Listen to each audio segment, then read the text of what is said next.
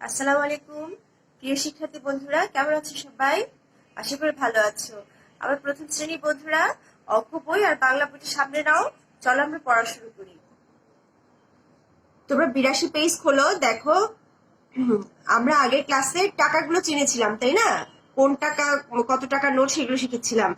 দেখো এখানে একটা অঙ্ক, মিনার কাছে নিচের নোটগুলো আছে। দেখো নিচে কিছু নোটের ছবি দিয়ে দিয়েছে। সে 18 টাকা দিয়ে একটা কলম কিনতে চায়, সে কিনতে পারবে কি? আসলে দেখি টাকাগুলো মিলালে আমাদের কত টাকা হয়। এটা আছে 10 টাকা, 10 টাকা একটা আছে, 5 টাকা একটা আছে, 2 টাকা একটা আছে, আর 1 টাকার দুইটা নোট আছে। দুইটা মিলে কত টাকা হয় দেখো। দেখো 10 টাকার একটা নোট পেয়েছি, 5 টাকার একটা নোট পেয়েছি, 2 টাকার একটা নোট পেয়েছি, আর 1 টাকার দুইটা নোট পেয়েছি। তাহলে এখানে দুইটা নোটে 1 টাকা 1 টাকা 2 টাকা হবে। তাহলে দেখো তো 10 আর 5 হয় 15, 15 আর 2 16, 17, 18, 19, মোট 19 টাকা। তাহলে কলম কিনবে 18 টাকা দিয়ে, তাহলে সে কি কলমটা কিনতে পারবে? ও তো বেশি আছে ওখানে, অবশ্যই কিনতে পারবে। আরো দোকানদার তাকে 1 টাকা ফেরত দিবে।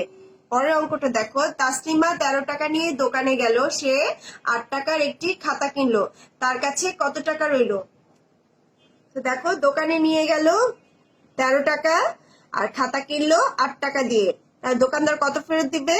13 থেকে 8 চলে গেলে থাকবে 5। দোকানদার তাকে 5 টাকা ফেরত দিল।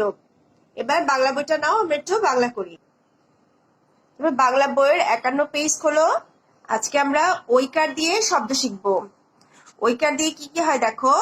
বয় ঐকার বই, শয়কার শাক, বৈশাখ, বৈশাখ মাসে বৈকাল বেলা। দেখো ঐকার দিয়ে এখানে দুটো শব্দ পেয়েছি, বৈশাখ বৈকাল।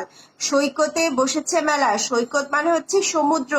দেখো সৈকতে ঐকার লাগবে, তাহলে এখানে আছে বৈশাখ বৈকাল সৈকত। আর এখানে আছে বৈশাখ মাস, মাঝি বৈঠা ধরেন। দেখো এখানে আরেকটা নতুন শব্দ পেয়েছি, বৈঠা। আরো একটা শব্দ পেয়েছি, এটাকে যদি যোগ করে দিই এটা হয়ে যাবে তৈল।